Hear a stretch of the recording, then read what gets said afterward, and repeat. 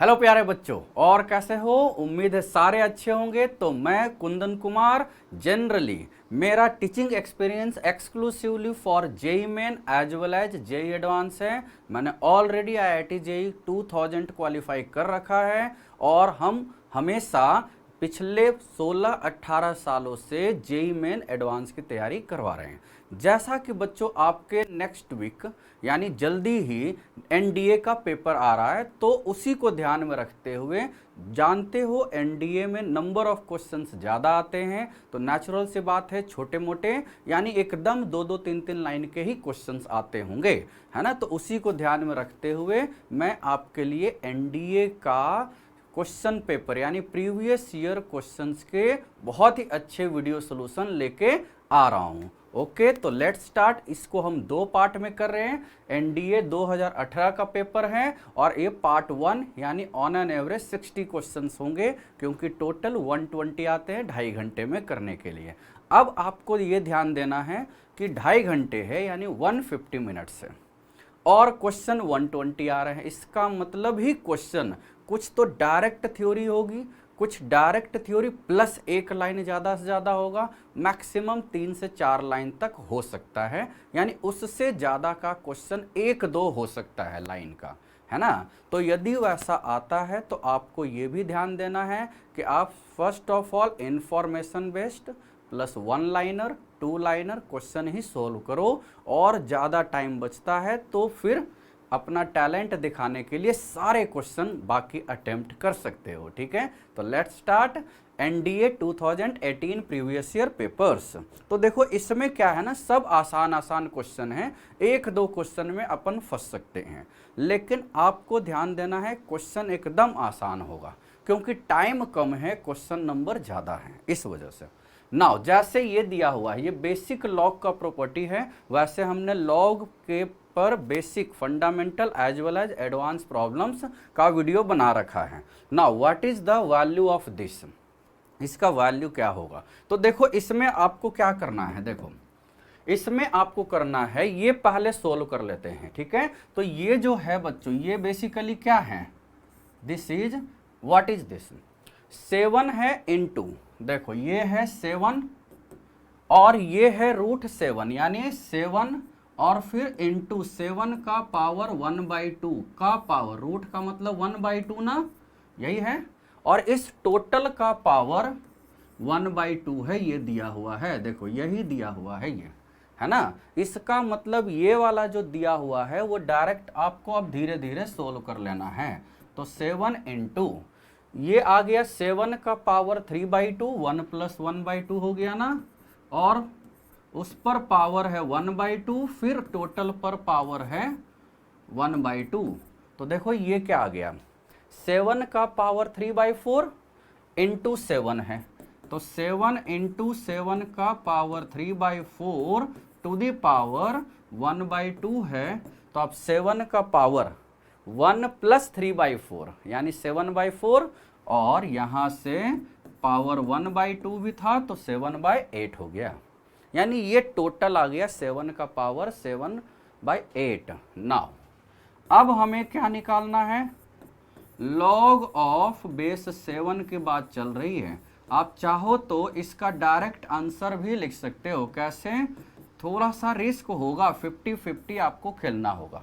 जैसे लॉग में बेस 7 दिया हुआ है तो आंसर भी बेस 7 का होगा, या तो हट सकता है, बेस तो नहीं बदलेगा। इसका मतलब बेस 2 वाला तो नहीं होगा, 2 वाला नहीं होगा, तो या तो सी और डी में से आंसर आ सकता है ना। अब यहां से ये ध्यान देना है, लॉग ऑफ 7, अब लॉग की प्रॉपर्टी जानते हो ना, जो पावर होता है बच्चों, ये वाला जो पावर है वो सीधे नीचे गिर जाएगा ना, यहां पर है कि नहीं, तो हम सीधे उसको नीचे गिरा देंगे। ठीक है, तो यहां से अब आपका वैल्यू आ जाएगा, this is equal to log of base 7, ये 7/8 आ गया, तो यहां से 7/8 आ गया, यही ना, 7/8 इधर गिर गया।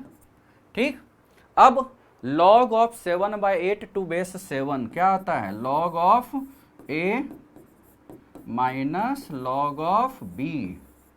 ठीक है, तो यहाँ से आंसर ये तो 1 हो गया, और log ऑफ 8 को 2 का पावर 3 लिख सकते हो, तो यहाँ से 3 फिर बाहर आ गया, तो 1 minus 3 of log of 2 to base 7, यानी ऑप्शन कौन सा आ गया, ऑप्शन सी। ठीक है, तो इस तरीके से मतलब आसानी है। ठीक है, जैसे ये वाला है। अब चलते हैं दूसरे क्वेश्चन की ओर। In an infinite GP the first term x, the sum is 5, which one of the following is correct, यानी कॉमन रेशियो हमें पता होना चाहिए, एक से कम होता है, तो फर्स्ट टर्म दिया हुआ है, तो sum of infinite number of terms के लिए फॉर्मूला तभी फाइनाइट के लिए होता है जब नंबर ऑफ टर्म्स इनफाइनाइट है, लेकिन कॉमन रेशियो का मैग्नीट्यूड 1 से कम होता है ना। तो sum of infinite number of terms ये कितना दे रखा है, 5, और फॉर्मूला क्या होता है, a अपॉन 1 माइनस आर, यही होता है ना, ये आ गया। अब देखो हमारे पास कॉमन रेशियो जो है बच्चों, कॉमन रेशियो तो 1 से कम होता है ना। यदि हम मॉड हटा दे तो -1 से +1 के बीच होगा। अब r के जगह पर यहाँ से रख देते हैं, तो 1 माइनस यहाँ रख दिए, तो -1, ये r क्या है, देखो 1 माइनस आर तो x/5 हो गया यहाँ से, तो इसका मतलब r तो क्या आ गया, 1 माइनस x/5, और ये 1 हो गया, बस यहाँ से x निकल जाएगा, तो -1 हो जाएगा, यानी -2, तो यहाँ से आपका -2 माइनस x/5, और ये तो क्या है, 0, बस आ गया ना। अब माइनस होते ही उलट जाता है ना साइन, तो यहाँ से ये आ गया 10, उलट गया x, और ये हो गया 0, है ना। -x/5 जो है बच्चों वो 1 से कम है, इसका मतलब 0 से कम है, यानी x तो पॉजिटिव होगा, है ना, तभी तो 0 से कम होगा, तो आंसर आ गया 0 to 10। ठीक, बहुत आसान है ना। तो ये वाला क्वेश्चन पता है, ये क्वेश्चन एग्जैक्ट जेईई एडवांस में आया हुआ है, बहुत पहले के टाइम में, वही क्वेश्चन एनडीए में सीधे आ गया। बहुत सारे ऐसे क्वेश्चन हो सकते हैं जो डायरेक्ट आ जाएंगे एनडीए के पेपर में, इसीलिए PYQ जिसका बहुत अच्छे से कर लेना है। शायद बहुत सारे क्वेश्चन लास्ट ईयर के इस साल आ जाएंगे, क्योंकि क्वेश्चन होने चाहिए 1 से 2 मिनट के, ठीक है, वो ध्यान देना है। ओके, नाउ अब देखो क्वेश्चन नंबर 4। क्वेश्चन नंबर 4 में आपको क्या करना है, तो क्वेश्चन नंबर 4 देखो कैसे करना है, कंसीडर द फॉलोइंग एक्सप्रेशंस। ठीक, तो फॉलोइंग एक्सप्रेशंस में बताना है कौन सा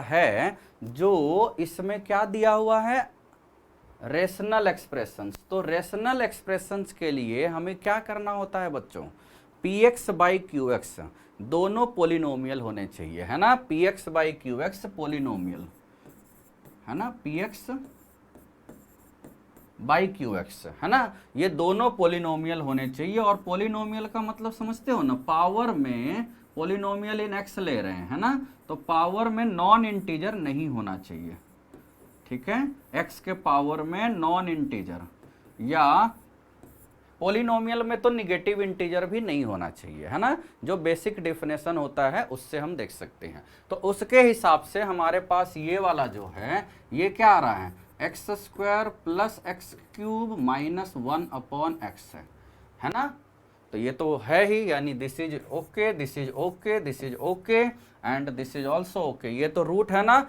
इसका मतलब आंसर क्या आ गया इसके हिसाब से, 1 3 5 एंड 4, 1 3 4 एंड 5 ओनली, यानी 2 नहीं आया बस, तो आंसर हो गया, है ना। तो इस तरीके से आसान हम क्वेश्चन इसमें कर सकते हैं बच्चों, क्लियर है। चलो आगे चलते हैं, जल्दी से करना है और आपको ज़्यादा कंसेप्ट में करना है। अच्छा, ये वाला जो है ना, फिर से ये यहाँ पर भी 4 लिखा हुआ है, तो इसको अब हम क्या करते हैं, वही मैं सोच रहा था कि ये 2 के बाद 4 कैसे आ गया, है ना, कोई बोलने ही वाला था, तब तक मैं इसको 3 कर देता हूँ, ठीक है। क्वेश्चन नंबर ये 3 है, फिर से क्योंकि क्वेश्चन नंबर 4 है ना। A square matrix A is called orthogonal.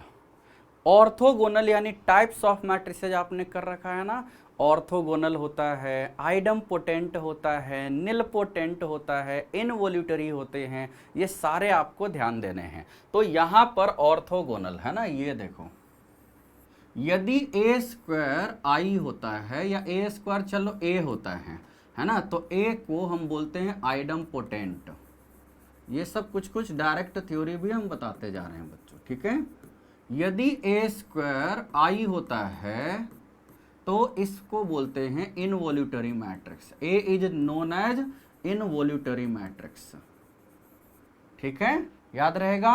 A square यदि नल मैट्रिक्स आ गया, provided A not equal to null matrix, तो हम बोलते हैं निलपोटेंट मैट्रिक्स, ठीक है। और यदि ए इंटू ए ट्रांसपोज आ गया बच्चों आई, ए इंटू ए ट्रांसपोज क्या आ गया, आई। ट्रांसपोज का मतलब डैश भी लिखा हुआ है, तो हम इस केस में बोलते हैं ऑर्थोगोनल, ठीक है, ऑर्थोगोनल मैट्रिक्स, ठीक है। तो यहां पर से यदि हम ये सोचे तो इस क्वेश्चन में क्या है, ऑर्थोगोनल दिया हुआ है ना, तो ए डैश, लेकिन यहां ए इनवर्स की बात हो रही है, तो ए इनवर्स से मल्टीप्लाई कर देते हैं, तो A inverse into A transpose is equal to A inverse आ गया। अब ए इंटू ए इनवर्स क्या होता है, या ए इनवर्स इंटू ए क्या होता है, आई ना, तो I into A transpose that is A transpose, तो A transpose is equal to A inverse, ये हो गया आंसर। तो कौन सा आ रहा है, ये वाला ना। अच्छा एक ये भी याद होगा ना, ए डैश यदि ए होता है तो इसको क्या बोलते हैं, सिमेट्रिक मैट्रिक्स बोलते हैं ना। यहाँ वैसे ऑर्थोगोनल की बात चल रही थी है ना, तो इसको सिमेट्रिक मैट्रिक्स बोलेंगे, ठीक। तो सिमेट्रिक मैट्रिक्स है, स्क्यू सिमेट्रिक मैट्रिक्स है। बाकी ये सब सारा आपको एज ए थ्योरी याद रख लेना है, क्योंकि यहां पर ऑर्थोगोनल आया था। हो सकता है इस साल दूसरे आ जाए, दूसरे का मतलब इनवोल्यूटरी निलपोटेंट या आइडम्पोटेंट, आगे वैसे और भी होता है ना, हर्मिशियन है, स्क्यू हर्मिशियन है, यूनिटरी मैट्रिक्स है, ये आपने कर रखा होगा। तो बच्चों यदि आप जेई मेन और एडवांस की अच्छी तैयारी किए हुए हो तो आपका एनडीए तो ऐसे ही चुटकियों में सोल्व हो जाएगा, है ना, बशर्ते स्पीड ध्यान देना है। क्या ध्यान देना है, स्पीड, क्योंकि यहाँ जल्दी जल्दी सोल्व करने हैं, नंबर ऑफ क्वेश्चंस ज़्यादा हैं, लेकिन उसी के अलावा क्वेश्चन भी तो आसान है। देखो A B and C are subset of a universal set, which one of the following is not correct. तो देखो ये वाला जो है बच्चों ये तो करेक्ट है, as first option wise check करना है ना, इसमें करेक्ट है, as this is distributive law, यही ना होता है डिस्ट्रीब्यूटिव लॉ। लॉ आपको कुछ कुछ सेट थ्योरम में पता है ना, ठीक है। डिस्ट्रीब्यूटिव लॉ का मतलब होता है A union B intersection C is equal to A union B intersection A union C. तो डिस्ट्रीब्यूटिव लॉ होता है, एसोसिएटिव लॉ होता है, डी मार्गन्स लॉ होते हैं, वैसे कम्यूटेटिव भी यूज होते हैं। तो ये सब कुछ कुछ लॉ हैं जो आपको याद रखने हैं, ठीक है। तो ये तो करेक्ट है, वही ये भी है, ये भी वही है। यहाँ ए डैश लिखा हुआ है, नीचे में कॉम्प्लीमेंट है ना, वही हमें सोचना है। अब देखो इन दोनों में हमें पता करना है कौन सा गलत है। तो देखो बच्चों ये क्या है, इसका यदि हम थोड़ा सा ये जो सोचे है ना, यदि हम वो लगा देते हैं, क्या लगा देते हैं, यदि हम वो लगाते हैं डिस्ट्रीब्यूटिव लॉ, ये तो ऐसे एसोसिएटिव लॉ है, और यहाँ डिस्ट्रीब्यूटिव लॉ लगा देते हैं, तो ये देख सकते हो कि क्या होगा, ठीक है। तो अब यदि यहां हम देखते हैं तीसरा वाला, थर्ड मतलब तीसरा नहीं, सेकंड ऑप्शन देख रहे हैं, तो ए डैश यूनियन ए और यूनियन बी आ रहा है ना। तो ए डैश यूनियन ए क्या होता है, एस होता है ना, यानी यूनिवर्सल सेट होता है। तो ये हो गया यूनिवर्सल सेट, यूनिवर्सल सेट को हम एस लेके चलते हैं, ठीक है, मान के। तो एस यूनियन बी, तो एस यूनियन बी, तो एस ही होगा ना यूनिवर्सल सेट, एलएचएस। अब हम इसका आरएचएस लेते हैं, RHS यदि ले रहे हो बच्चों तो RHS इसका क्या आ रहा है, बी डैश, अच्छा यहां डिस्ट्रीब्यूटिव लॉ लग जाएगा है ना, तो B dash intersection, B dash union होगा या इंटरसेक्शन होगा, अच्छा यूनियन होगा, ठीक है सही बोल रहे हो, तो यूनियन ए और फिर intersection A dash union A, तो यहां से तो देखो फिर एस आ गया, अब एस का intersection A union B dash है, इसका मतलब ए यूनियन बी डैश का मतलब समझ रहे हो, ए यूनियन बी डैश का मतलब ए तो लेना है लेकिन बी नहीं लेना है, और उसके बाद है यानी दिस इज कुछ भी होगा नॉट इक्वल टू एस होगा, नॉट इक्वल टू एस, यानी ऑप्शन बी आ जाएगा, हम सी की ओर बढ़ेंगे नहीं। देखो ए और डी तो पहले से ही सही हो गया है, हमें बी और सी में चेक करना है, बी को हमने गलत प्रूफ कर दिया तो हमें वही तो प्रूफ करना है कि कौन सा गलत है, बस आंसर आ गया, क्योंकि एनडीए में बेसिकली मेन टैलेंट क्या है, टाइम बचाओ, क्या बचाओ, टाइम बचाओ, बाकी लोग भले चिल्लाते हैं क्या क्या बोलते हैं, जैसे और कहीं स्टेटमेंट होता है ना कि हम यदि यूज करें कि बेटी बचाओ या टाइगर बचाओ, these are the good, but student life में क्या होता है, टाइम बचाओ, यदि आप टाइम बचाते हो तो हर चीज अपने आप बच जाएगा, अदरवाइज कुछ बचने से ना कुछ फायदा नहीं होगा, है ना, तो टाइम जल्दी जल्दी, तो यहाँ ऑप्शन बी हो गया। चलो अब जल्दी आगे चलते हैं, ओके।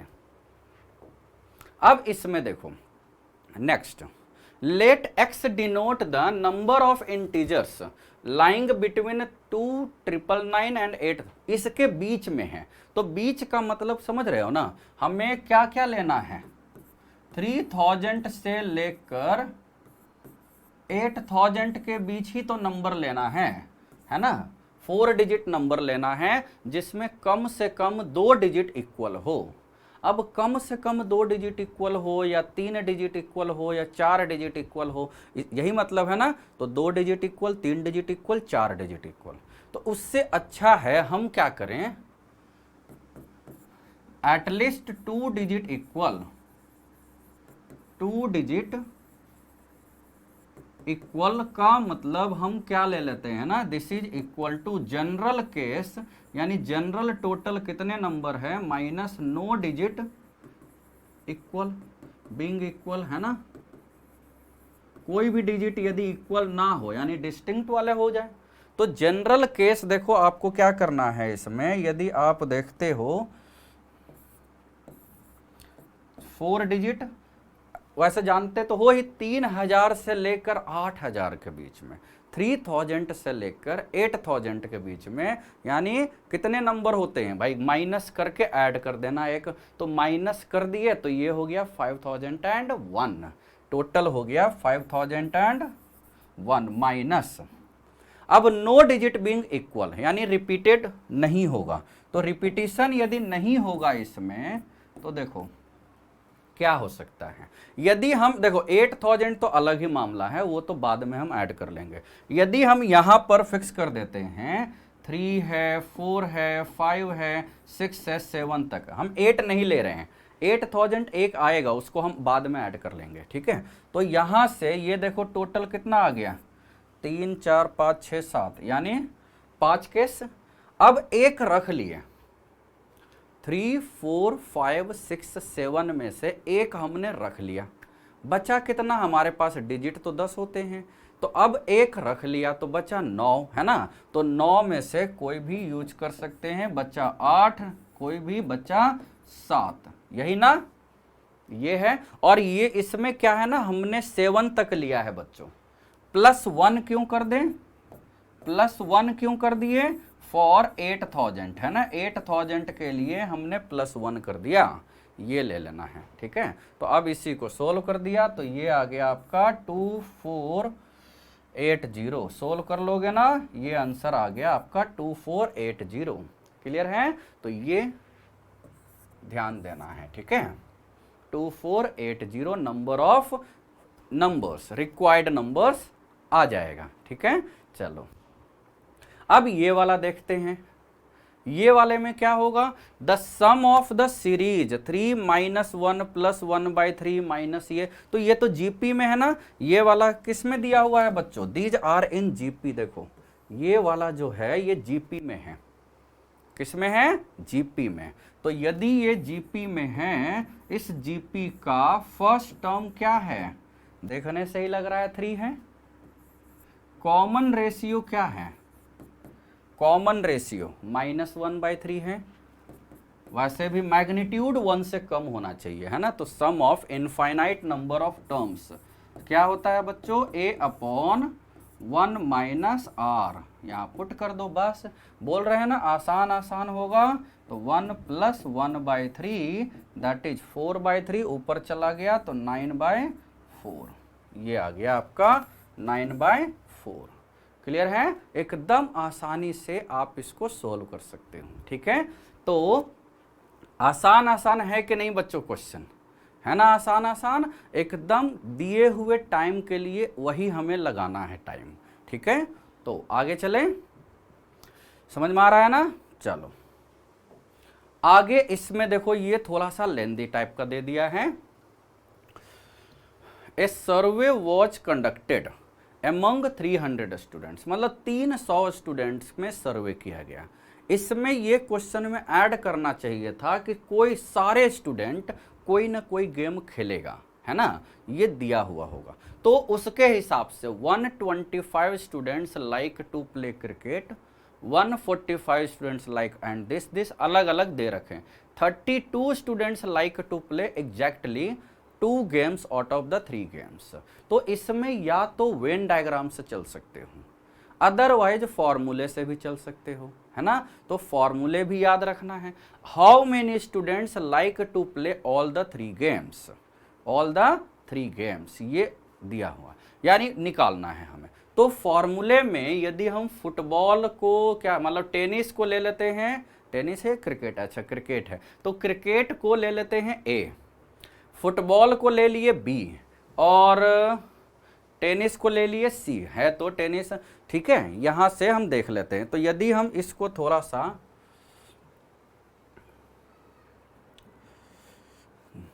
देखो, ए सर्वे वाज कंडक्टेड, है ना, तो हम यहां पर क्या ले लेते हैं? एन ए का मतलब हम ए मतलब क्या लिए हैं? क्रिकेट, यानी 125 है। एन बी देखो, चाहो तो इसको वेन डायग्राम से भी बना सकते हो, लेकिन थोड़ा सा वो ज्यादा मुझको लग रहा है ना टफ हो जाएगा। एन सी क्या है? 90 ये दे रखा है। देखो वेन डायग्राम वहां पर ज्यादा अच्छा होता है बच्चों जहां पर ओनली का कंसेप्ट होता है, तभी ना हम वो शेडेड एरिया में लिखते रहते हैं उसको। ठीक है, अब 32 स्टूडेंट्स लाइक टू प्ले। अच्छा, एग्जैक्टली 2 का मतलब समझते हो ना? एग्जैक्टली 2 का मतलब होता है, इसका फॉर्मूला याद है ना? चलो लिखते हैं। एन ए और बी हो सकता है, या बी और सी हो सकता है, या सी और ए हो सकता है। देखो ए इंटरसेक्शन बी में A intersection B intersection C है ना, तो नहीं लेना है, नहीं लेना है, नहीं लेना है, इसका मतलब 3 बार नहीं लेना है। तो हम -3 times n A intersection B intersection C ले लिए। ये दे रखा है एग्जैक्टली 2 कितना दे रखा है? 32। ठीक है, दिस इज 32, ये भी दे रखा है, यानी एक हमारे पास वो सब दे रखा है और एक ये दे रखा है। अब देखो हमारे पास टोटल है 300, तो टोटल है 300, तो वहां से ये 3 वाला तो निकल जाएगा ना। तो देखो given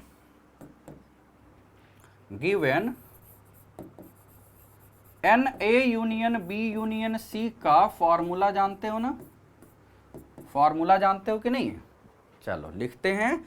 n A plus n B plus n C minus n A intersection B intersection C. पहले चलो तीनों वाला लिख दिया, नहीं 2 वाला ही लिखते हैं ना। तो माइनस, वो तो प्लस में आ जाएगा ना 3 वाला, ये n C intersection A plus n A intersection B intersection C, यही होता है ना। तो ये तो ऐसे ही आ गया, यहां से फिर तीनों वाला निकल जाएगा। देखो एन ए ये हमें दिया हुआ है ना। अब n A union B union C दिया हुआ है, देखो बच्चों 300, क्या दिया हुआ है, 300 दिया हुआ है, तो यहां से अब पुट कर देते हैं। तो अब ये दूसरा वाला क्वेश्चन मुझे लग रहा है ना कि दूसरे पेज में कर लेंगे। ए यूनियन बी, यही यहां पर दिया रहना चाहिए था, ठीक है। तो 300 है is equal to n A, अब बस आपको सोल्व कर लेना है, 125, 145 और 90। अब देखो बच्चों ये क्या दिया हुआ है, ए इंटरसेक्शन बी, यदि हम इसको माइनस कॉमन लेते हैं तो this is equal to 32 plus 3 times है ये। तो ये वाला जो दिया हुआ है माइनस, ये माइनस हम तीनों में कर लिए कॉमन, इन तीनों में 1 2 3, तो ये 32 प्लस 3 टाइम्स ये है, और यही हमसे पूछा गया है। तो हम यदि यहां पहले ही A intersection B intersection C मान लें x है, उससे कम लिखना हो जाएगा ना लेट, यही हमें निकालना है ना। तो हम यहां पर कर लेते हैं 32 प्लस 3x, और यहां पहले से ही प्लस x है, ठीक, तो यहां से x आ जाएगा ना, देखो, हाँ उसको उधर कर दिए, -32, अच्छा -3x प्लस x कितना हो गया, -2x, इधर कर देते हैं, तो 2x इज इक्वल टू, अब ये कितना हो गया बच्चों, देखो 125 यानी ये 260, मतलब 270 हो गया, 270 प्लस 90 360 हो गया, तो ये आ गया 360 माइनस 300 यानी 60, और -32 है, दैट इज ये आ गया आपका 28 है ना। तो 28 यहाँ 2x आया है ना, यानी x आ गया 14। मतलब यदि आपको एग्जैक्टली 2 वाला भी फॉर्मूला ये वाला भी याद है, देखो एटलीस्ट 1 का तो फॉर्मूला सबको याद होता है, ये होता है एटलीस्ट 1 वाला, A union B union C होता है ना, n A plus n B plus n C minus A B B C C A और plus A B C, A B C का मतलब A intersection B intersection C, ठीक, यहां तक clear है। अब देखो ये क्वेश्चन आ गया, अब फर्स्ट वाला देख लेते हैं, मतलब ये second, how many students like to play exactly 1 game, exactly 1 का मतलब समझ रहे हो क्या है, इसका भी फॉर्मूला आपको याद रखना है, चलो लिख देते हैं अगले पेज में, है ना। एग्जैक्टली 1, नंबर ऑफ स्टूडेंट्स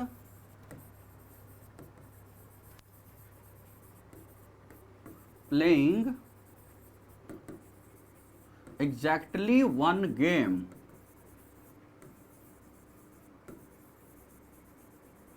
कम से कम एक अलग होता है, केवल एक अलग होता है ना। तो इसका फॉर्मूला होता है n A plus n B plus n C minus 2 times n A intersection B, 2 times हम बाहर कॉमन कर लेते हैं, ठीक है, तीनों में 2 एक ही जैसा रहता है ना, plus n B intersection C plus n C intersection A, और plus 3 times n A intersection B intersection C. आप चाहो तो ये सब वेन डायग्राम से ये सब डिराइव कर सकते हो, ठीक है। नाउ अब हम इसमें पुट कर देते हैं, यही निकालना है, एन ए क्या था 145, देख लेते हैं भाई, क्वेश्चन तो याद बचा नहीं है, 125 145, हाँ, और 90 माइनस 2 टाइम्स ये वाला कितना आ गया था, ये तो हम लिख दिए थे ना, 32 प्लस 3x, 32 प्लस 3x लिखे थे, जहां पिछले पेज का x है, और ये है प्लस में 3x, और x तो आ चुका है हमारे पास, where x is equal to 14 आया हुआ है ना फर्स्ट पार्ट से,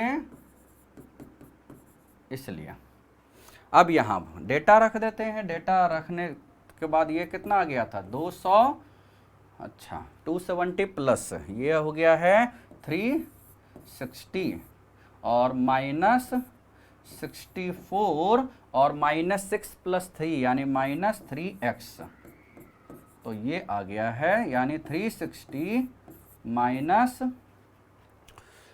64, और ये हो गया 42, तो 106 ना 42 और 64 यानी 106। तो 360 माइनस 100, 360 माइनस 100 कितना 260 और वहां से 254।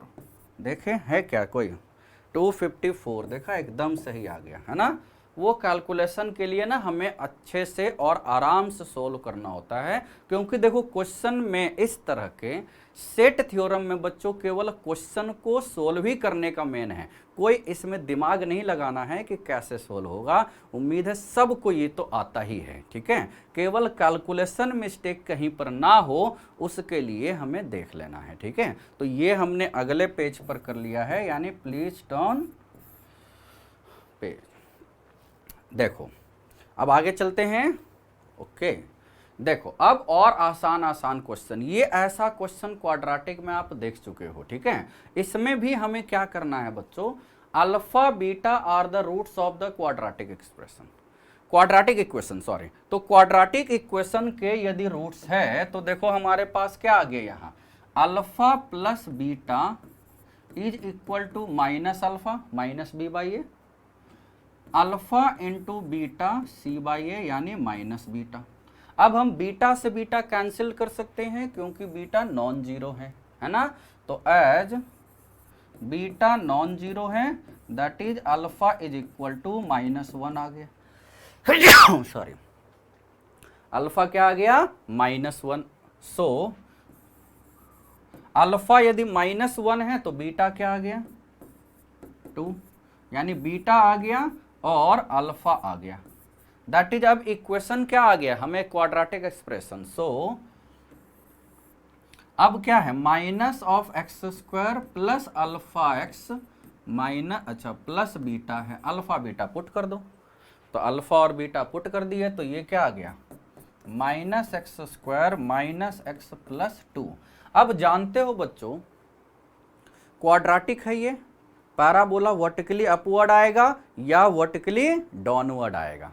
यदि पैराबोला यानी एक्स स्क्वायर का कोफिशिएंट पॉजिटिव है तो वर्टिकली अपवर्ड आता है और निगेटिव है तो वर्टिकली डाउनवर्ड आता है। तो यहाँ पर जब वर्टिकली डाउनवर्ड आएगा इस तरह का आएगा ना तो इसका मैक्सिमम फिक्स होता है ना, किस x पर होता है तो -b/2a पर। और क्या होता है वो देख लेते हैं, ग्रेटेस्ट वैल्यू होगा ना, चूंकि a निगेटिव है तो ग्रेटेस्ट वैल्यू ये फॉर्मूला होता है c माइनस यानी -d/4a होता है बच्चों, -d/4a -b/2a -d/4a है ना। तो वही रख दिए। तो c का मतलब 2 -b स्क्वायर यानी -1 का square upon 4 into -1 that is 2 + 1/4 सो 9/4 यही है ना। तो इस तरीके से हम ले सकते हैं ग्रेटेस्ट वैल्यू इज 9/4।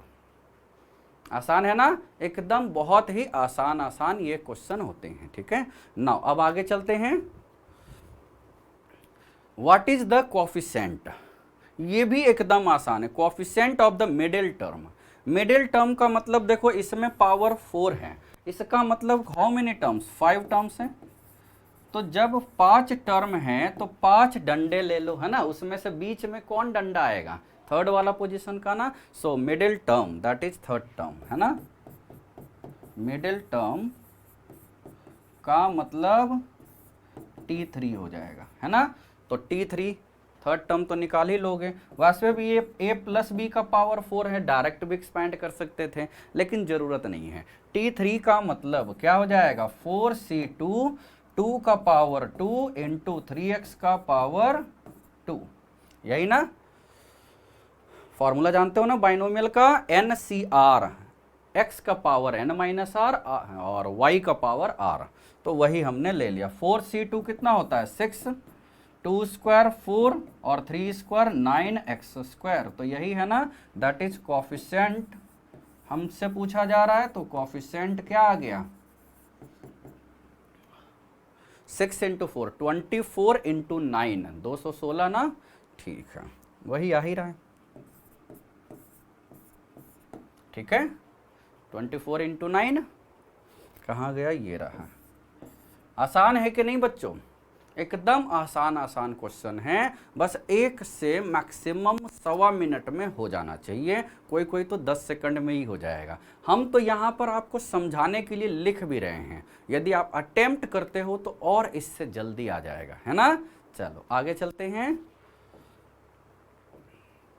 ये देखो डायरेक्ट फॉर्मूला पर नहीं रखा हुआ है। क्वेश्चन नंबर 12 में for A square matrix which of the following properties hold.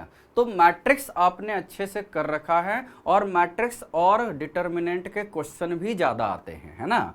तो इसमें देख रहे हो for A square matrix which of the following, तो ये वाला तो क्लियर है, this is okay. A inverse का इनवर्स क्या होता है बच्चों, ए होता है।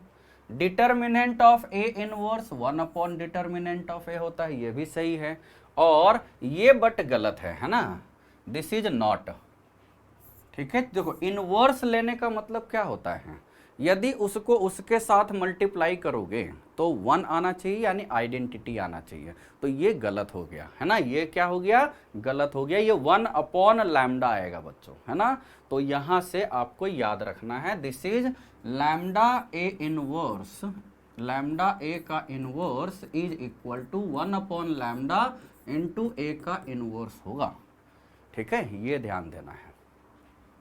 तभी ना इन दोनों को देखो होगा क्या, lambda A into 1 by lambda A inverse को मल्टीप्लाई करने से 1 आना चाहिए ना। यानी एक मैट्रिक्स का इनवर्स दूसरा होता है, ये तभी होता है जब दोनों का प्रोडक्ट आई आता है। आई का मतलब आइडेंटिटी मैट्रिक्स, ठीक है। तो ये होता है, यानी ये गलत हो गया, यानी आंसर क्या आ गया, कौन सा सही है, तो 1 and 2 ओनली। क्लियर है, ये प्रॉपर्टीज वगैरह से तो कर सकते हो, ठीक है। नाउ नेक्स्ट क्वेश्चन 13, इसमें क्या दिया हुआ है बच्चों, विच one of the following factors does the expansion of the determinant contains. कौन सा फैक्टर होगा, तो फैक्टर का मतलब x क्या रखने से डिटर्मिनेंट 0 हो जाएगा, यानी एक्सप्रेशन 0 हो जाएगा। तो यहां देखने से ही लग रहा है x के जगह पर 3, तभी ना x स्क्वायर यदि 9 हो जाएगा और x क्यूब 27 हो जाएगा। सो x इज इक्वल टू 3 रखने पर ये डिटर्मिनेंट 0 हो रहा है। डिटर्मिनेंट क्या हो रहा है, 0, that is x minus 3 is a factor. बस, तो x माइनस 3। और एनडीए का पेपर है, सिंगल चॉइस लिखा हुआ है, एक मिल जाएगा, बाकी चेक ही नहीं करना है कि बाकी ऑप्शन भी हो सकते हैं क्या, नहीं देखना है बच्चों, ठीक है। तो x minus 3 is the factor. तो ये तो केवल क्वेश्चन ही क्वेश्चन भरा हुआ है, सॉल्यूशन तो कुछ है ही नहीं इस पेज में। तो ऐसे ही बहुत सारे क्वेश्चन आते हैं, जो कुछ कुछ क्वेश्चन मतलब 120 में से कम 40 से 50 क्वेश्चन में पेन की ज़रूरत ही नहीं होती, ये वाले पेन की, है ना। तो उसके बिना ही हो जाता है आंसर, ठीक है। आगे चलते हैं, ओके। जैसे देखो व्हाट इज द, इसमें यदि पूछा जाए एडजॉइंट ऑफ द मैट्रिक्स, तो एडजॉइंट ऑफ द मैट्रिक्स, देखो बच्चों ये तो याद है ना, यहां मैट्रिक्स क्या दिया हुआ है, A is equal to cos minus theta, तो कॉस थीटा होता है, साइन माइनस थीटा माइनस, लेकिन बाहर में भी लगा हुआ है, तो ये हो गया, और ये भी वही है, साइन थीटा है और कॉस थीटा। बेसिकली इसी को थोड़ा अलग स्टाइल से दिया हुआ है, रिप्रेजेंटेशन ऐसा भी है। तो इसका एडजॉइंट देखो 2/2 का एडजॉइंट तो बड़ा आसान होता है ना, डायगोनल वाले इंटरचेंज हो जाते हैं, इंटरचेंज हो जाएंगे, और नॉन डायगोनल वाले जो है ना वो निगेटिव साइन ऐड हो जाते हैं, बस इंटरचेंज नहीं होते, बस negative sign. So adjoint of A this is equal to, diagonal वाले सेम रह जाएंगे, यानी पहले भी दोनों वैसे भी सेम है, पता ही नहीं चल रहा है इंटरचेंज होगा या नहीं होगा, लेकिन सेम रह जाते हैं। साइन ये वाला माइनस में आ जाएगा, है ना, तो यहां पर भी दोनों तो सेम है, तो minus sine theta minus sine theta. ये 2/2 का बच्चों डायरेक्ट निकाल लेना है, ठीक है। तो अब देखो यही आंसर आ गया, तो कौन सा ऑप्शन आ रहा है, यही ना, कॉस थीटा, यानी ऑप्शन ए। आसान है, नहीं आसान है, देखो आसान है। अब देखो ये वाला व्हाट इज द वैल्यू, तो बच्चों देखो किसी क्वेश्चन में -1 प्लस i√3/2 है। तो हमारे पास कंसेप्ट आता है ओमेगा का, 1 प्लस ओमेगा स्क्वायर 0 होता है, ओमेगा क्यूब 1 होता है, ये दो चीज याद रखना है। उसके अलावा ओमेगा का वैल्यू भी याद रखना है ना, and omega is equal to -1 plus i√3। देखो -1 प्लस वाले को भी ले सकते हैं या माइनस वाले को भी, किसी को भी ओमेगा ले सकते हो, है ना, और omega square. Similarly omega square होता है -1 माइनस i√3/2, और इसी को ओमेगा भी मान सकते हो, कोई भी ले सकते हो। अब ऊपर पावर में 3n है, सो ओमेगा हम लेके चलते हैं, यदि प्लस वाले को ओमेगा लेके चलते हैं, बीच में प्लस वाला, तो दूसरा वाला ओमेगा स्क्वायर आ जाएगा, है ना। तो ये आ गया ओमेगा स्क्वायर का पावर 3n। अब बच्चों कोई भी पावर ओमेगा का लेते हैं, यदि वो 3 से डिविजिबल है तो ओमेगा क्यूब जैसा खेल होगा, तो ये तो 1 आ जाएगा। रिमाइंडर 1 होता तो ओमेगा आ जाता आंसर, रिमाइंडर 2 होता तो ओमेगा स्क्वायर आ जाता, है ना। तो ये आपको ध्यान देना है। तो ओमेगा का power 3n that is 1, omega square का पावर 3n ये भी 1, सो 2 आ गया आंसर। आंसर आसान है ना बच्चों, एकदम आसानी से हम सोल्व कर लेते हैं ये सब, मतलब जल्दी जल्दी आपको कर लेना है और आंसर आपका आ जाएगा। ठीक है, क्लियर है बच्चों। चलो आगे चलें। देखो अब ये क्वेश्चन देखो, जल्दी से देख रहे हो, 17 क्रिकेट प्लेयर्स दिए हुए हैं, है ना। 17 क्रिकेट प्लेयर्स है, out of which 5 players can ball, यानी 5 प्लेयर्स जो है वो बॉल कर सकते हैं, यानी बॉलर से, बॉलर है ना। In how many ways can a team of 11 players. तो देखो इसमें टोटल हमारे पास 17 दिया हुआ है बच्चों, 17 में से 12 तो बैट्समैन है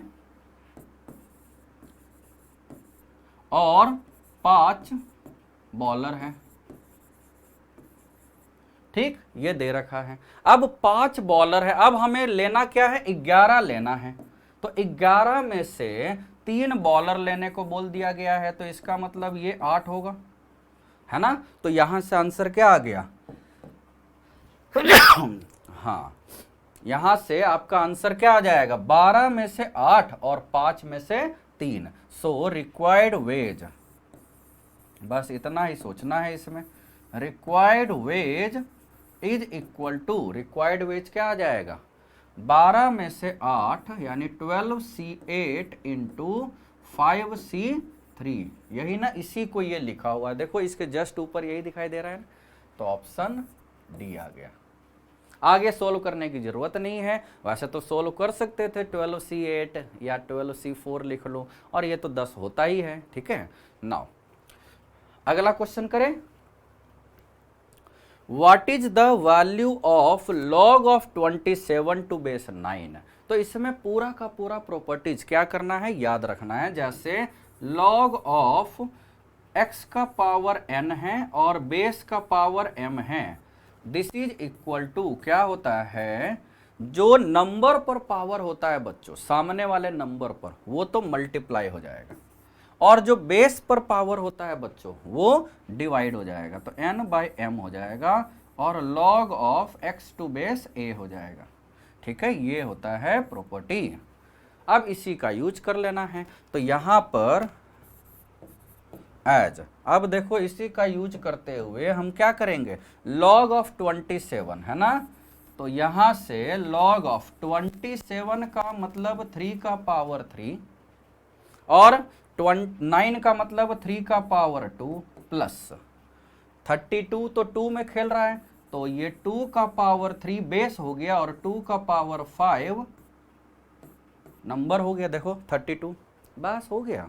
यहां से आ गया आपका ये पावर 3 और इधर वाला 2, यानी 3/2 log of 3 to base 3 plus, वैसे 1 ही है, ये अगले लाइन लिखेंगे। ठीक है, और ये आ गया 5/3 log ऑफ 2 टू बेस 2, ठीक, तो log of 3 to base 3 that is 1, ये भी 1, तो 3/2 प्लस 5/3, 3/2 प्लस 5/3, तो यहां से क्या आ जाएगा 9 प्लस 10 यानी 19, तो ये आ गया 19/6। ठीक, आया क्या 19/6। देखो आसान है कि नहीं बच्चों, एकदम बेसिक लॉग के प्रॉपर्टीज पर है। आप चाहो तो लॉगरिथम के बेसिक कुछ फॉर्मूले याद कर लो और उससे आपका ये क्वेश्चन हो जाएगा। ठीक है, तो ये हमें ध्यान देना होता है, ये वाला प्रॉपर्टीज है और एक ही लाइन में 2 लाइन में आंसर गया आ। ठीक, आगे चलते हैं। ओके, देखो ये भी डायरेक्ट प्रॉपर्टीज है। क्या दिया हुआ है इसमें, जैसे क्वेश्चन नंबर 18 है, A and B are two invertible square matrices of same order, then what is the, तो A B A का इनवर्स, ये तो फॉर्मूला ही होता है ना बच्चों, इनवर्स। देखो कहीं पर भी चाहे ट्रांसपोज लिए या एडजॉइंट में भी ट्रांसपोज आता है या इनवर्स में भी एडजॉइंट यानी ट्रांसपोज आता है, कहीं पर भी ट्रांसपोज टर्म इंट्रोड्यूस होता है, उलट जाएगा ऑर्डर। क्या हो जाएगा, ऑर्डर उलट जाएगा। तो ये हो जाएगा आपका B inverse into A inverse. ठीक है, ये होता है, जैसे होता है ना adjoint of A into B is equal to adjoint of B into adjoint of A. जैसे होता है ना ए इंटू बी का transpose, this is equal to B का ट्रांसपोज इंटू ए का ट्रांसपोज। तो ये तो आ गया आपका सीधे आंसर, बाकी तो मैं अलग से एक्स्ट्रा थ्योरी बता रहा था। ठीक है, तो ये आपको याद रखना है, क्या करना है, याद रख लेना है। ठीक है, याद रख लोगे। अब देखो अगला question, a plus B plus C 0 है, तो देखो इसको, इस डिटर्मिनेंट को देखने से क्या फील हो रहा है बच्चों, यदि इस डिटर्मिनेंट को देखते हैं और इसमें सोचे प्रॉपर्टी वगैरह, तो या तो C1 में C2 C3 ऐड कर दो, या तो C1 में C2 और C3 ऐड कर दो, या तो R1 में R2 R3 ऐड कर दो, एक ही चीज है ना। तो हम कोई भी अच्छा लगता है, हमें C1 में क्या लगा देना है, C1 plus C2 plus C3 लगा देना है। ठीक है, तो यहां से क्या आ जाएगा, लगाते ही a plus B plus c minus x, a plus B plus c minus x, a plus B plus c minus x हो गया, C1 में ही चेंज किए, बाकी वही रह जाएगा, यानी C है, B माइनस एक्स है और A है, और उसी तरीके से B है, A है और C माइनस एक्स का डिटर्मिनेंट क्या हो जाएगा, ये 0 हो जाएगा।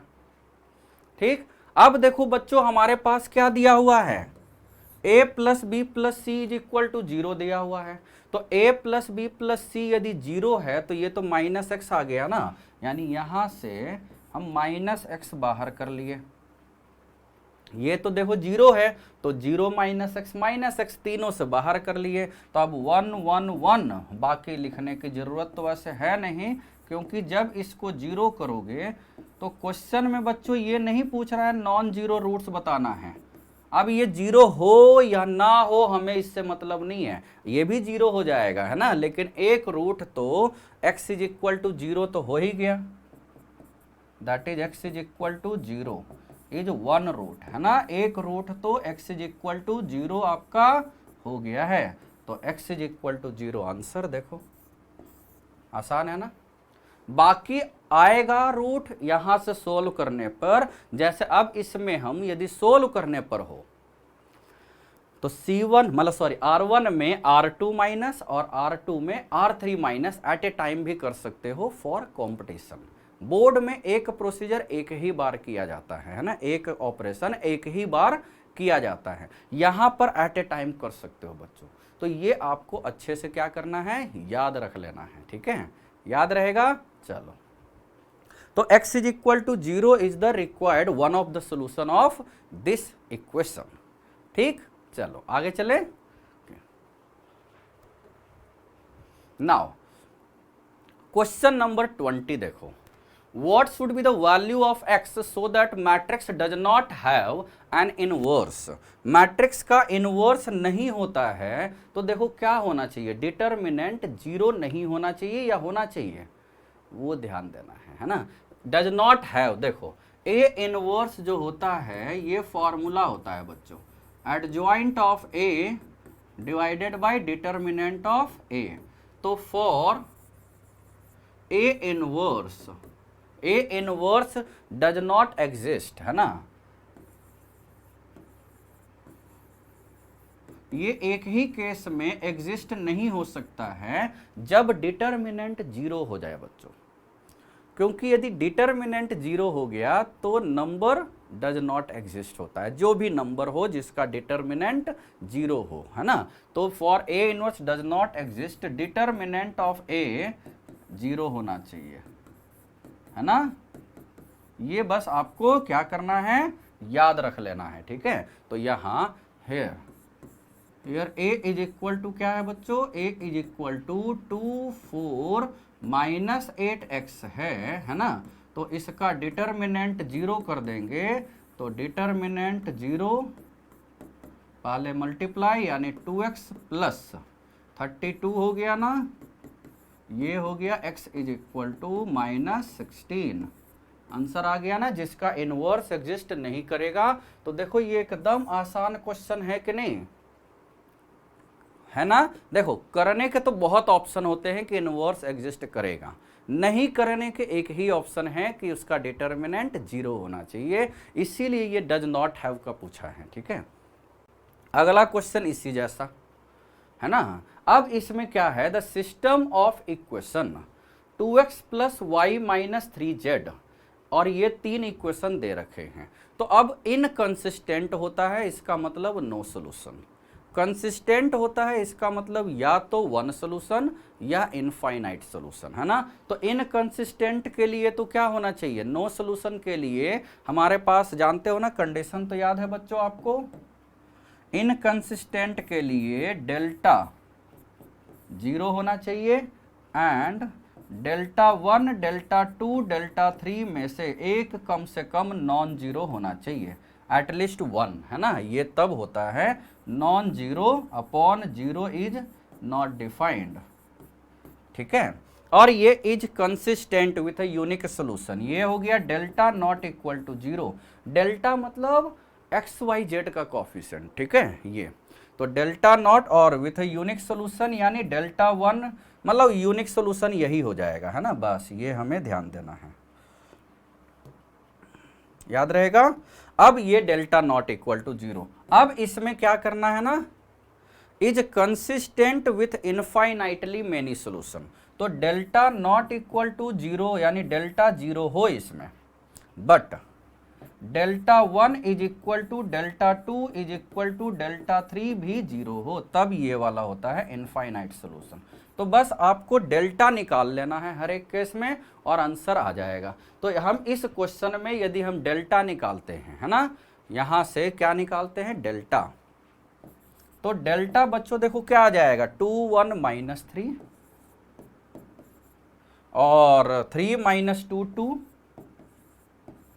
और 5 -3 -1, ये निकाल देना है ना। तो इसको निकाल लोगे आप लोग, ये जो आ रहा है ये कितना आ रहा है हमारे पास, हाँ 2 टाइम्स ये और ये खत्म, तो 2 प्लस 6, है ना, 2 प्लस 6 ना, ठीक है। तो 2 टाइम्स 2 प्लस 6 कितना आ रहा है यार, देख लेते हैं, है ना। 2 टाइम्स 2 प्लस 6 8 यानी 16, और -1 टाइम्स ये और ये खत्म, तो ये -3 माइनस, ये सही लिखे हैं ना, हाँ ठीक है लिखे होंगे, देख लेना, ये सोल्व ही करना है।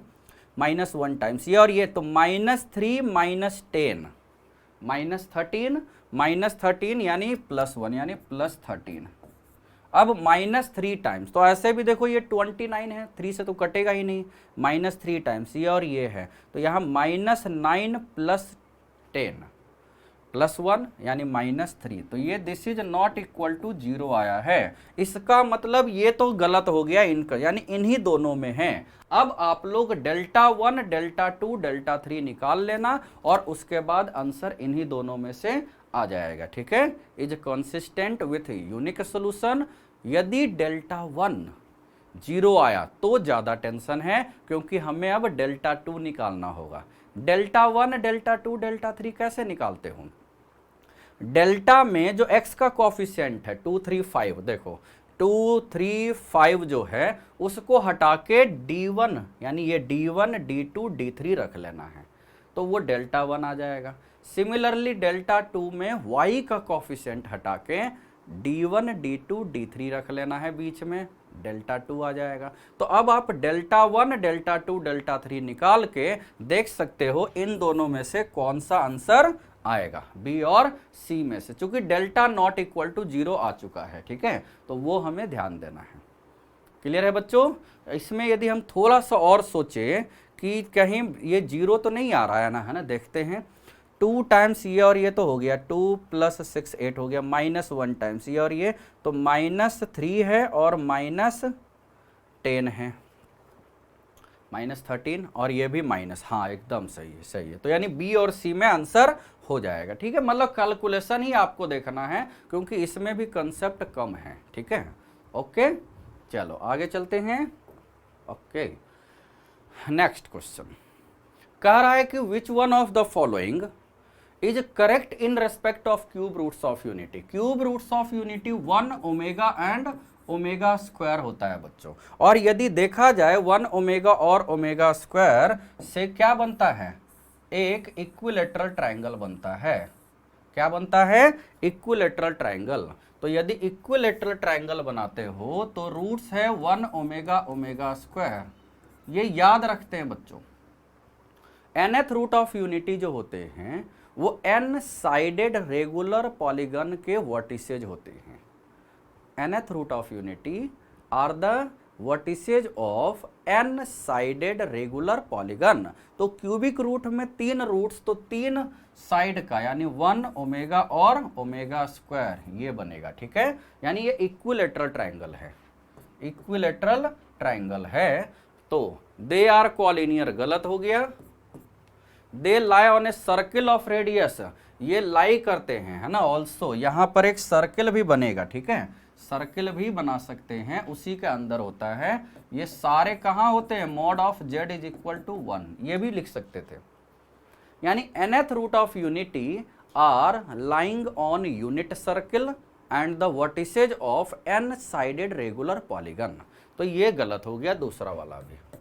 दे फॉर्म एन इक्विलेटरल ट्रायंगल, देखो सही हो गया। यदि एरिया भी पूछता तो भी निकाल सकते थे। 1 माइनस ओमेगा का मोड, ओमेगा का वैल्यू जान रहे हो ना, ओमेगा ओमेगा स्क्वायर भी याद रखना है, पहले ही एक क्वेश्चन में यूज हुआ था, ये है। ठीक है, तो यहाँ से मॉडुलस भी निकाल सकते हो आप, कॉम्प्लेक्स नंबर जैसे। ठीक है, ये आपको ध्यान देना है, यानी ऑप्शन 3 हो गया सही। आसान है, ठीक है। अब देखो अगला question, U, V and W all positive are the pth, qth and rth terms of a GP। ठीक है, pth, qth, rth terms of a GP। Then the determinant of the matrix, determinant of the matrix क्या हो जाएगा बच्चों?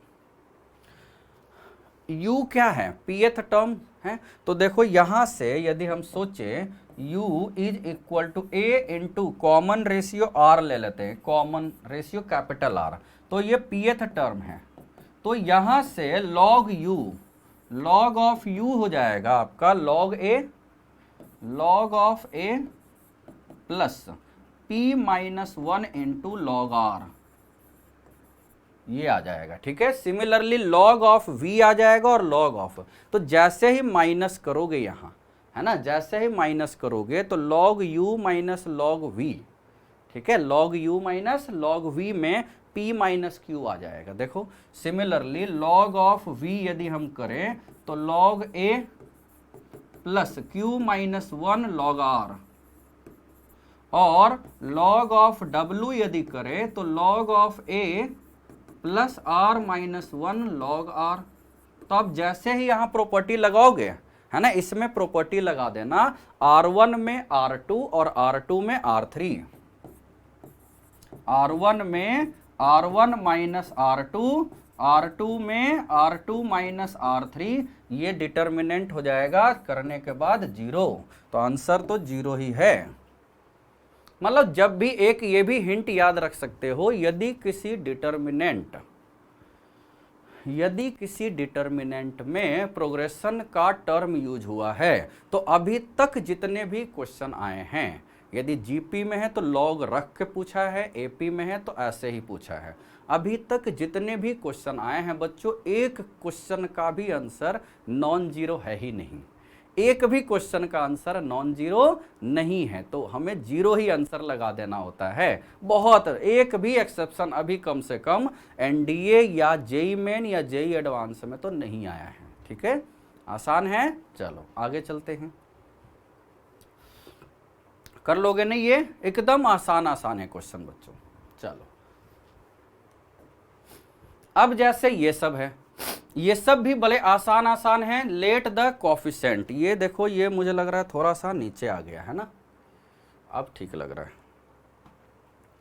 Let the coefficient of the middle term of the binomial expansion. देखो इसमें power even है, तो इवन है तो एक ही मिडिल टर्म होगा, तो अल्फा है ना, अल्फा इज इक्वल टू दे रखा है बीच वाला होगा ना, तो just r is equal to n/2, n के जगह पर 2n है, तो 2n/cn आ गया।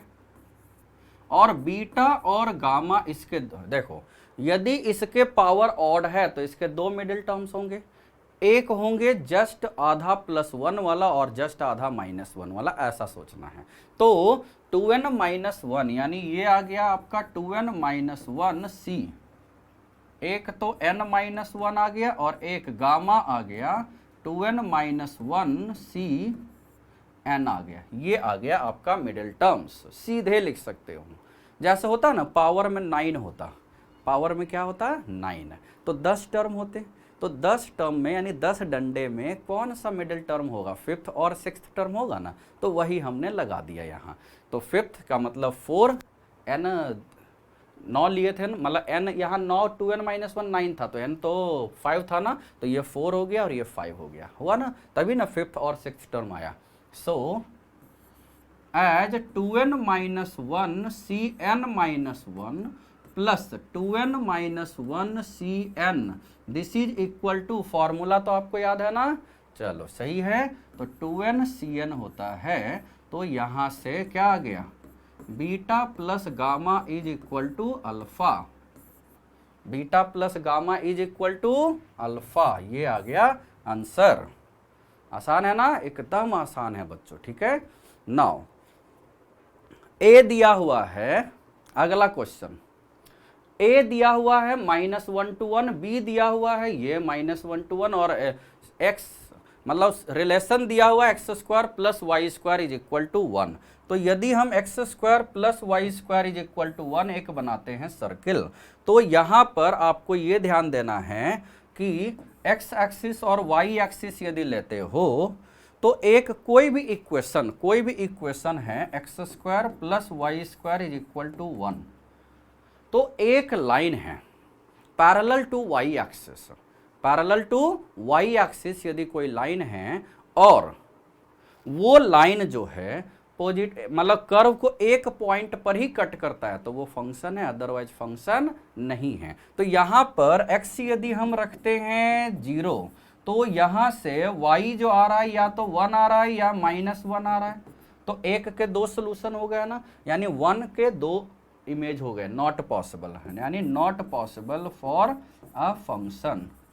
फंक्शन का रूल होता है ना, फॉर अ फंक्शन एक का एक ही इमेज हो सकता है, दो का एक हो सकता है, लेकिन एक का दो नहीं हो सकता है। इसका मतलब s is not a function. जब होता फंक्शन तब ना 1 1 ऑन 2 ये सब होता है ही नहीं।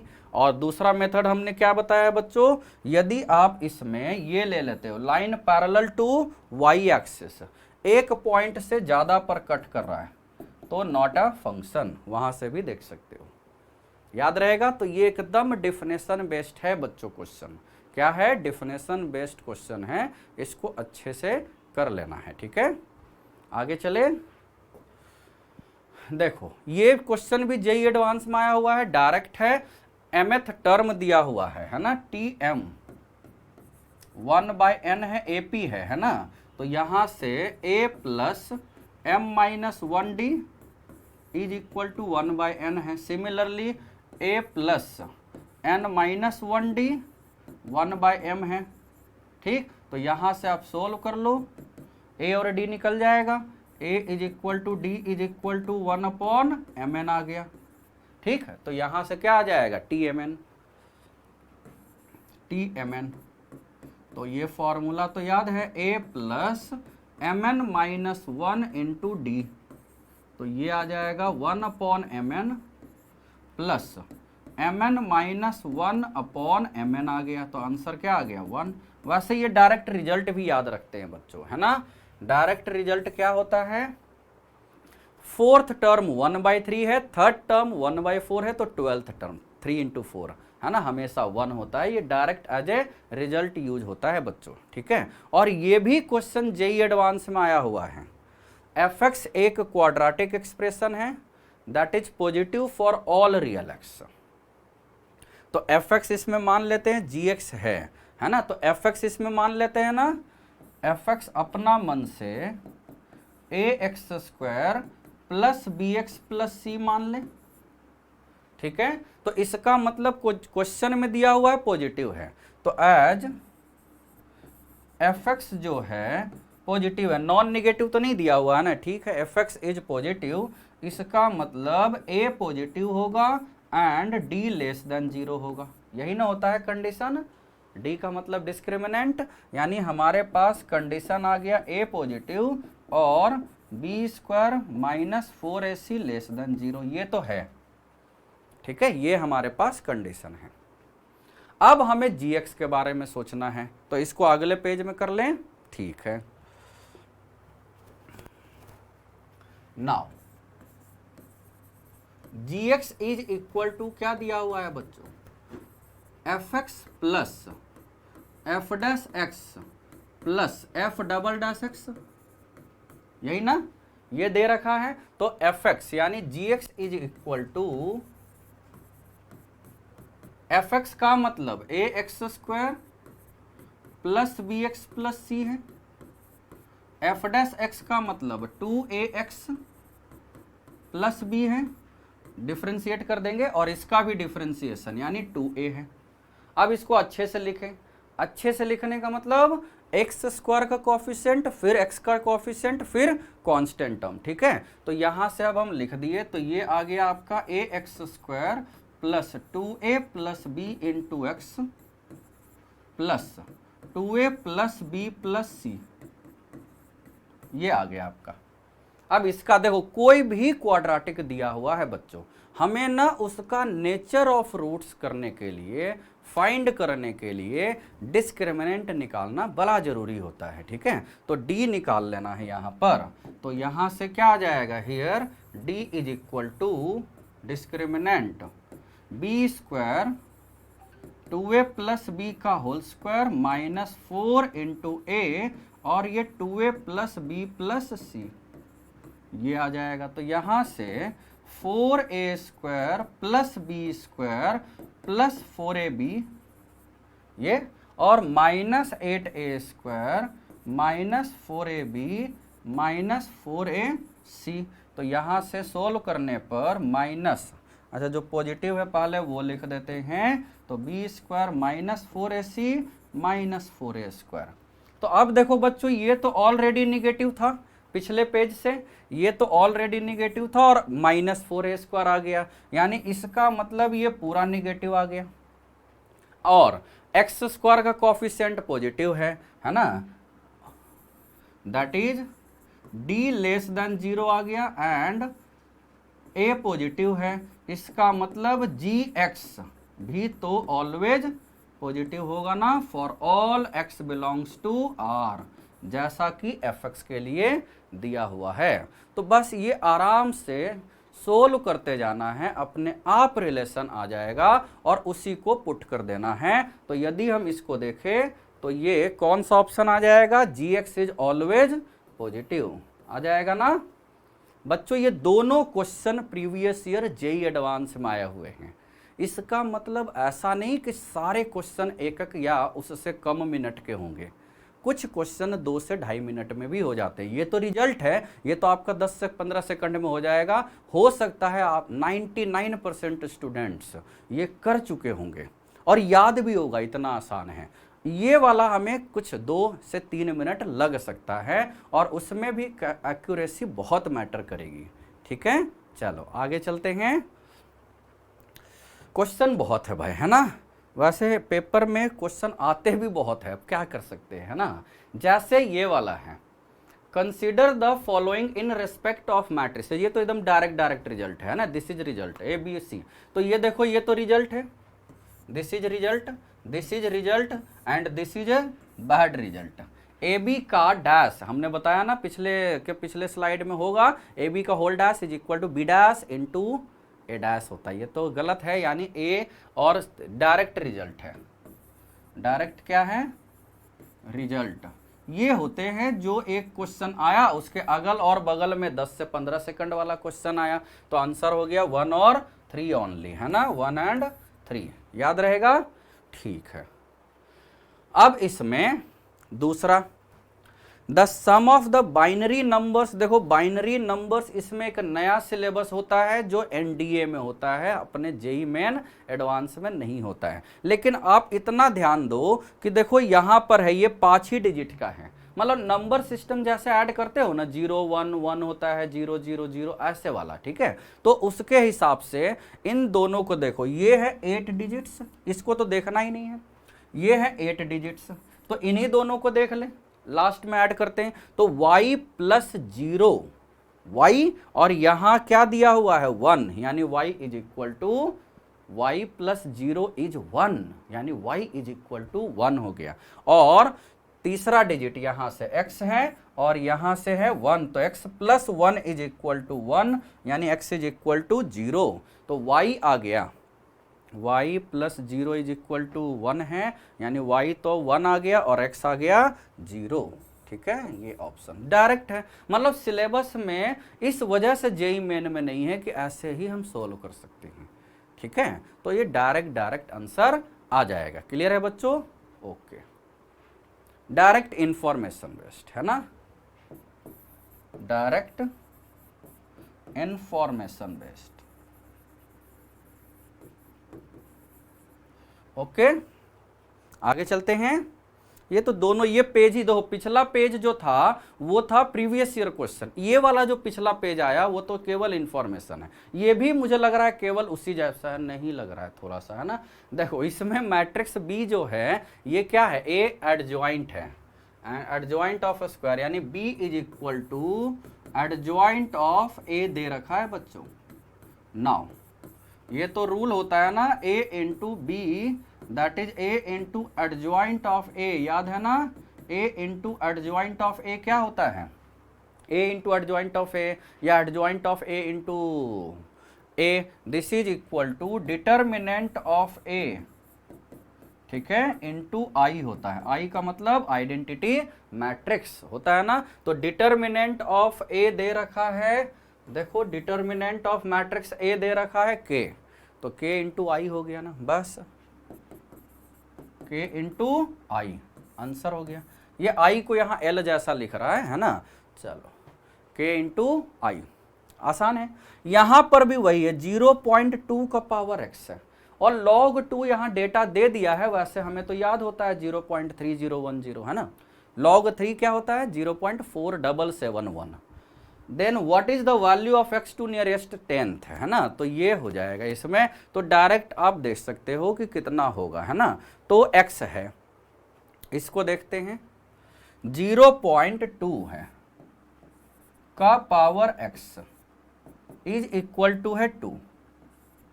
ठीक, तो यहां से देखने से ही लग रहा है x पॉजिटिव तो कभी नहीं होगा, यानी x मस्ट बी निगेटिव।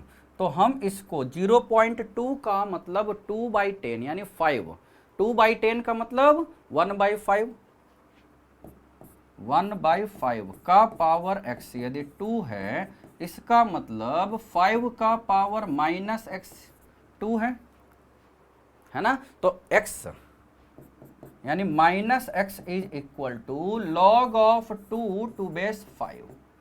अब बेस 5 तो अच्छा नहीं लग रहा है, बेस तो 10 अच्छा होता है ना। तो हम उसमें चेंज कर ले, है ना, उल्टा कर सकते हैं। तो यहां से हम -1/x ये ले लें, उल्टा कर दिए, और log 5 यानी log of 5 to base 10 upon log of 2 to base 10 लिख सकते हैं। देखो उल्टा करने से log 5 ऑफ बेस 2 आ गया। अब रूल लगा दिए, रूल क्या होता है, log of b to base a, log of b base में अपना कंडीशन लगा हुआ है, पॉजिटिव होना चाहिए और नॉट इक्वल टू 1 होना चाहिए, है ना, ये याद रखना है। अब इसको सोल्व कर लिए, log 5 का मतलब 10/2 यानी 1 माइनस, तो यहां से ये आ गया 1 माइनस, यानी ये आ गया आपका 0.699 और ये है 0.3010, है ना, यही है ना। तो डिवाइड करोगे तो कितना आ रहा है भाई, 2 में आ रहा है ना, तो 2 में आ रहा है यानी 1/2 मतलब 2 आ रहा है, तो उल्टा कर देने से यानी -1/2 यानी यहां से ये आ जाएगा, ये -1/x है ना, तो ये 2 में आ रहा है तो यहां से x आ जाएगा -0.5। ठीक है, कर देते हैं, x इज इक्वल टू -1/2 के आसपास। ठीक है, -1/2 यानी -0.5।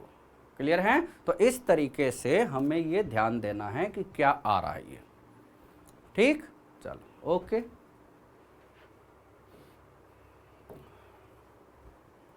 अब इसमें क्या है ना, दिया हुआ है the total number of 5 digit numbers that can be composed of distinct from. ये तो एकदम आसान है, 5 डिजिट नंबर ले लेना है ना। तो 5 डिजिट नंबर में हमें क्या ध्यान देना है, यूजिंग ऑल द डिजिट्स ना, तो यहां पर 0 नहीं रख सकते, यहां पर हम क्या नहीं रख सकते, 0 नहीं रख सकते, तो ये हो गया 9 वेज। अब 1 to 9 में रख दिए, एक बचा 8 और एक 0 भी तो रख सकते हैं, तो 9 हो गया। अब 2 रख दिए 8 हो गया, 3 रख दिए 7 और 6 हो गया, यही ना आपका आ गया। ये है रिक्वायर्ड वेज, है ना, रिक्वायर्ड वेज। बस इसी को सोल्व कर लो। देखने से ही लग रहा है कि यूनिट प्लेस पर 6 आना चाहिए, 0 तो आ नहीं रहा है, तो एक ही आंसर आएगा 27216। बिना सोल्व किए हुए आप इसको कर सकते थे यूनिट प्लेस से, ऐसा नहीं कि मल्टीप्लाई में भी 10 सेकंड लगाते, नहीं जरूरत थी। ठीक है, what is the determinant of the matrix, determinant of the matrix क्या हो जाएगा, इसमें यदि आप ध्यान दो तो ये क्या आ रहा है बच्चों, x है, y है, कुछ भी ऐसा है, तो यदि हम R1 में R2 और R3 ऐड करते हैं, इसमें R1 में आपने क्या किया, R1 plus R2 plus R3 add किया। ठीक है, तो ये डिटर्मिनेंट क्या हो जाएगा, x plus Y plus Z आ गया, यहां पर भी x plus Y plus Z आ गया, यहां पर 2x plus Y plus Z आ गया, और बाकी में हमने कुछ किया ही नहीं। तो देखो तो z आ गया, x आ गया, z प्लस वाई आ गया, ठीक, और y आ गया, z आ गया, और x प्लस वाई आ गया। तो यहां से यदि हम देखते हैं तो ये बच्चों आपका क्या आ रहा है, R1 में क्या कॉमन हो गया, this is x plus Y plus z common हो गया, तो ये 1 1 2 आ गया, बाकी एज इट इज है z plus y, y z और x प्लस वाई, है ना, ये है। तो अब देखने में क्या लग रहा है बच्चों, x plus Y plus z into कुछ आएगा ना आंसर, तो x plus Y plus z ये वाला जो है आपका, ये वाला जो है, ये तो एक ही ऑप्शन में आ रहा है, आंसर हो गया। बाकी आप सोल्व करके देख लेना, सीधे आ जाएगा। x plus Y plus z जो है ये तो कभी कटेगा नहीं, क्योंकि डिनोमिनेटर में कुछ है नहीं जिससे वो कैंसिल्ड आउट हो जाए। तो x plus Y plus z एक ही ऑप्शन में होने की वजह से, तो इसको बोलते हैं बच्चों टाइम बचाओ अभियान। मतलब थोड़ा सा हमने सोल्व किया और आंसर लगा के नेक्स्ट क्वेश्चन पर चले जाएंगे, क्योंकि पूरा सोल्व करने की रिक्वायरमेंट क्वेश्चन ने भी आपके सामने नहीं रखी है, इसीलिए तो उन्होंने ऑप्शन दे रखा है ना। तो ये ध्यान देना है, ठीक है। आगे चले, बहुत क्वेश्चन है भाई, है ना। अब देखो ये वाले जो क्वेश्चन है, question number 34, A B C are the angles of a triangle and this, तो which one of the following is correct. तो यहां पर यदि ध्यान देते हो तो ये क्या आ रहा है, देखो R3 में यहाँ साइन A है, यहाँ तो साइन A है नहीं, यहाँ साइन B है, फिर साइन C है। तो एक इसमें क्या लगाओगे ना बच्चों, इसको यदि आप मल्टीप्लाई वगैरह कर दो तो एक तो वो आसान है, लेकिन उसमें बहुत सोचना है। अब हम क्या कर देते हैं, हम इसको सीधे एक्सपैंड कर देते हैं, या दूसरा क्या है, 1 है 1 है 1 है, इसमें जस्ट अप्लाई, क्या अप्लाई करना है,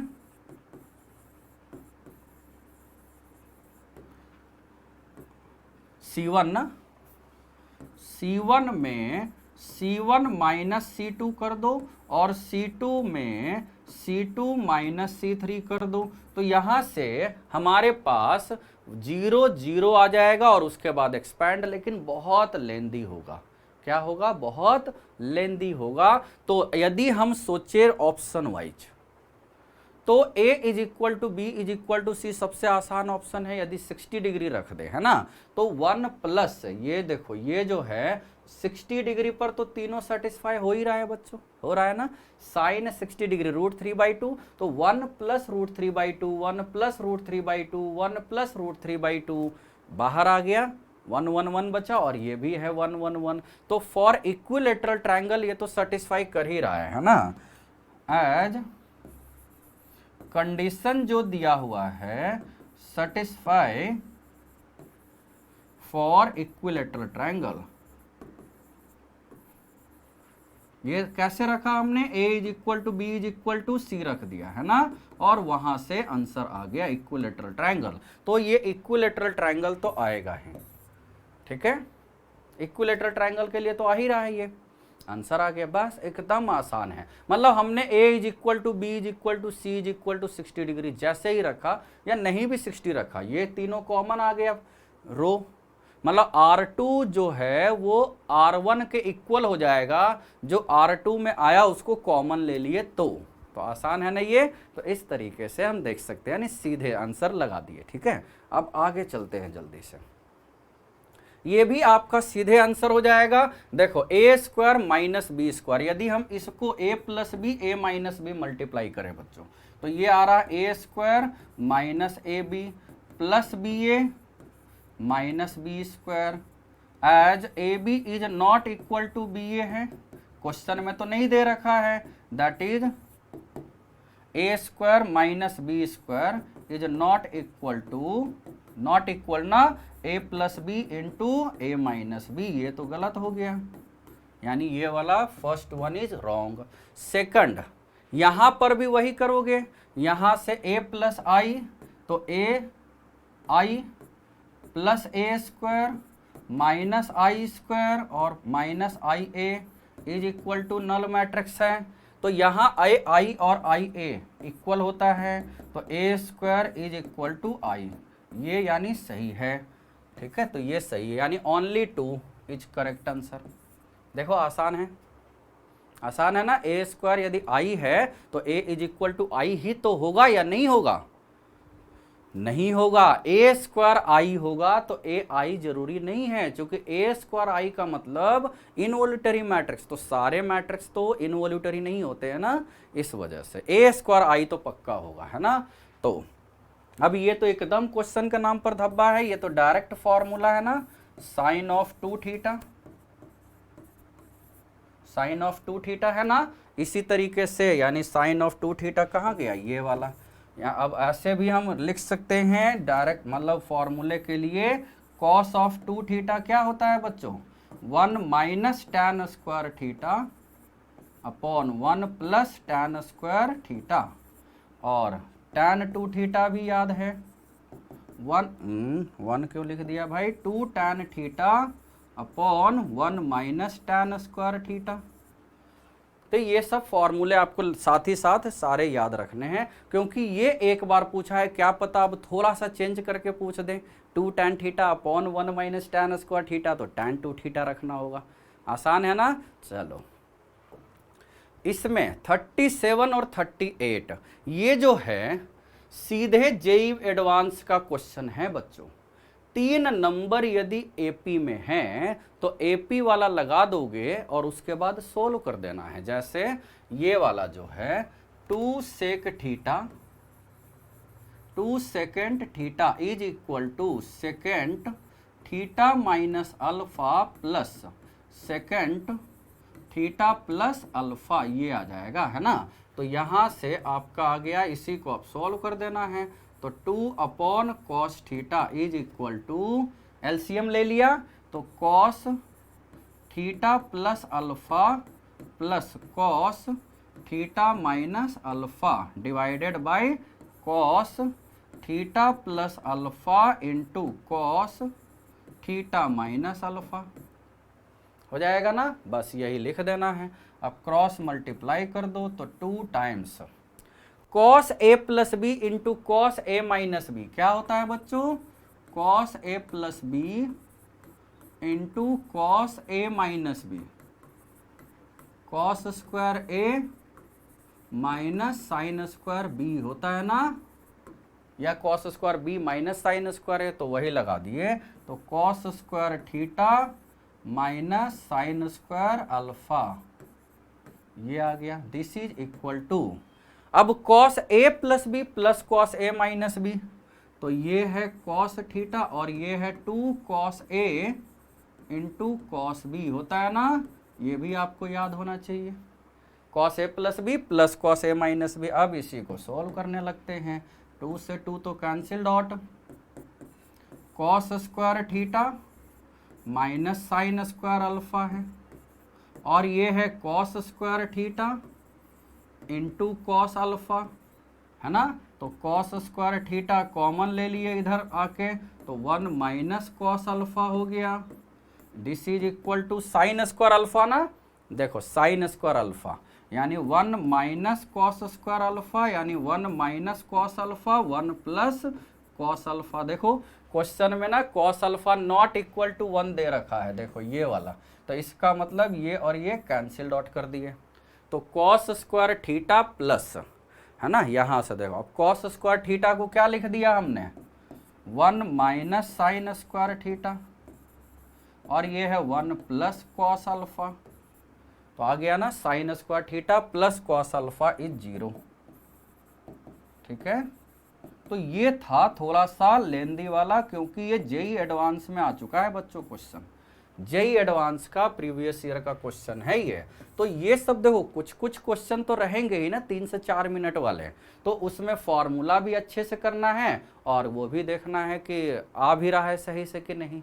ठीक है, ये लेकिन बहुत आसान है, ये भी कंडीशनल आइडेंटिटी टाइप का है। a plus B plus c यदि 180 डिग्री है, ठीक है, तो साइन 2a माइनस ये वाला क्या होगा, तो अब हम इसमें लगा देते हैं sine 2a minus sine 2b plus sine 2c, minus यहां कर दिए। तो अब sine c plus sine d जानते हो ना, वही लगा देना है। तो यहां से आपका आ गया साइन 2a, अच्छा इसको भी 2 साइन a कॉस a लिख देते हैं, 2 साइन a कॉस a, चूंकि एंगल उसमें भी हाफ हो जाएगा ना इस वजह से। Sine c plus sine d क्या होता है, 2 sine c plus d by 2 into cos c minus d by 2 हो जाएगा ना, ये आ जाएगा बस। तो अब यहां से b प्लस सी, देखो b प्लस सी जो दिया हुआ है बच्चों, b प्लस सी के जगह पर 180 माइनस ए रखोगे तो ये आ गया 180 माइनस ए यानी साइन ए, तो अब कॉमन आ गया ना 2 साइन ए, ये है 180 माइनस ए, ठीक है ना, 180 माइनस ए, तो अब यहां से cos A minus of cos B minus C, अब ए को लिख दो माइनस ऑफ, मतलब 180 माइनस बी प्लस सी, तो वहां से आ जाएगा ये, तो 2 साइन ए माइनस कर लिए, क्यों, कॉस ए का मतलब 180 माइनस बी प्लस सी यानी कॉस बी प्लस सी, और माइनस बाहर किए हैं तो ये बीच में प्लस हो जाएगा कॉस बी माइनस सी। अब जानते हो ना formula, cos B plus C इन plus cos B minus C, cos B plus C plus cos B minus C is equal to 2 cos B cos C.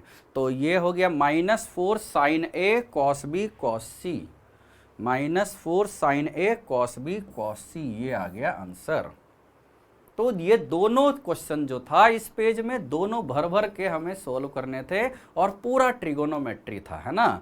तो trigonometry मुझे लगता है JEE main में उतना नहीं आता, लेकिन एनडीए ये सब जो कि बहुत ही अच्छा एग्जाम है, बहुत यूज होता है ट्रिगोनोमेट्री और मैट्रिक्स डिटर्मिनेंट। ये अभी मैं डिस्कस करते करते ऑब्जर्व कर रहा हूँ कि मैट्रिक्स डिटर्मिनेंट और ट्रिगोनोमेट्री तो जम के यूज हो रहा है, अलजेब्रा का मैट्रिक्स डिटर्मिनेंट ही यूज हो रहा है ना। चलो आगे चलते हैं।